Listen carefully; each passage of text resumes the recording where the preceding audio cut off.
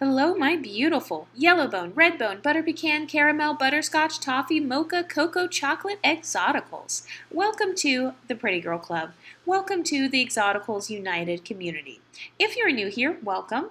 Here in the Exoticals United community, we support men and women from the following people groups: biracials, multiracials, multi-generationally mixed, and light-skinned golden people. Welcome to my new series called Blackistan, Hypocrisy Exposed, where we will go over the many layers of hypocrisy found in the Black community. This is episode 1 in that series, and I will be talking about the pressure that mixed people face to pick a side. I recently saw a stream over on Angry Biracial's channel, and I know that he's no longer beefing with that guy that called in, but this stream actually inspired this video. So this is going to be my response to that conversation. In that live stream, they were talking about how some mixed people are Black when convenient.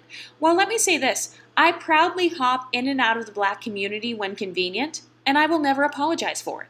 And if that makes me a hypocrite, I am a proud hypocrite. The thing that a lot of monoracial people don't tend to understand is the concept of fluid identity. This is not geared towards any particular person. I'm talking about the monoracial Black community. I'm talking about these pro-Black spaces, these Black empowerment spaces. They don't seem to understand the concept of a fluid identity because they're not mixed. Mixed people have fluid identities due to our racial backgrounds, our multicultural backgrounds, and our multi-ethnic backgrounds. Monoracial people don't have that same experience. They don't know what it's like to grow up with a grandparent of another race, or a mother who doesn't even speak English, or growing up celebrating different cultural holidays and eating different types of food in the household. They don't know what it's like to look more white passing in the winter and Black passing in the summer. They don't know what it's like to change their hair color and look like they're a totally different race, or to have people ask questions like, "What are you mixed with?" They're unambiguous. So why would they understand the fluid identity of a mixed person? They'll say, "You're Black when convenient." Damn right I am. I can embrace any part of my ethnic heritage at any given time. I can date anyone from any background that is connected to my ethnic background, and I can choose to emphasize or downplay any part of my ethnic heritage when I so choose. And who gon' check me? As a mixed person, there will be times when you feel more connected to one side over the other, or you want to socialize with people from one side of your background, and that's totally fine. If I want to socialize with Black people, I can. If I want to socialize with white people or Latin American people, I can. All of those people groups are part of me. Why do monoracial people get to tell us who we have to be and how we have to act and what words we can and can't use? And then I hear people in these pro-Black spaces say, "You can't use the N-word if you're mixed." Well, this is the same group of people who built the Black empowerment space where they call mixed women squawking birds, roaches, and ramen noodle-headed ass bitches, or say that we're piss-colored or have stringy hair.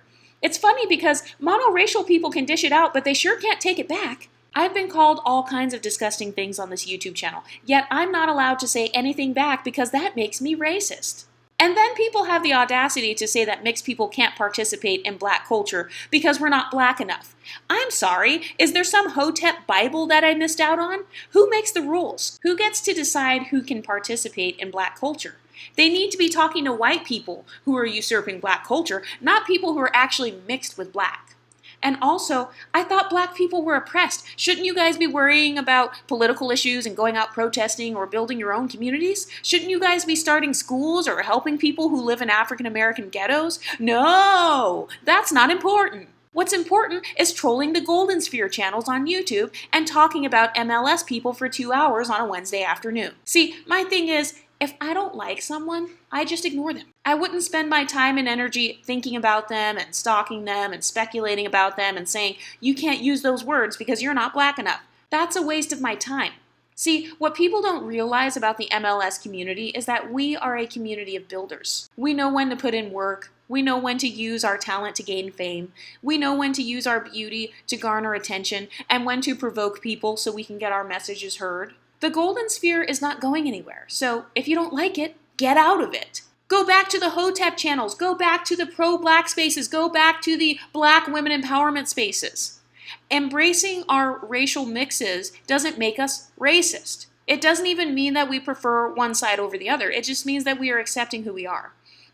Christiana Loho and Paris Milan and the Black empowerment channels told us to stop being intellectually dishonest about who we are. So when we decide to create our own safe spaces to talk about our issues, suddenly we're anti-Black? or we're being black when convenient. Hell yeah, I'm black when convenient, and I will never apologize for it. I know how to blend in any and all of my racial communities because I'm a chameleon. That's what mixed people are. We are multiracial, multicultural, multi-ethnic. If my family has white people in it, why would I not be able to socialize with white people? If my family has black people in it, why would I not be able to socialize in black spaces? This intellectual dishonesty that these people have is insane. One minute they're one drop ruling us into blackness. The next minute we're not black enough to use the N-word. Yet they had no problem with the pink pill, who is a divester. They have no problem when her boyfriend called himself an N-word lover. They have no problem when majority white Latin women use racial slurs. So which one is it? Mixed people have helped to build black culture. Some of the most iconic people in the black community are mixed people. You know why? Because you one dropped us in. But as soon as we start getting some clout or separating ourselves or making our own spaces or using the N-word or wearing Afrocentric hairstyles, suddenly, oh, you're not black enough to do that. Oh, you're not dark-skinned enough to talk about colorism. But my question is, who are you to police my blackness? Who are you to police my proximity to whiteness?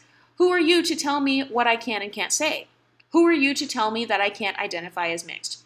Who are you to tell me what I can and can't make content about? It's clear that the golden sphere is growing, and MLS people are beginning to have a voice. Let me know what you think in the comment section, and stay pretty, ladies.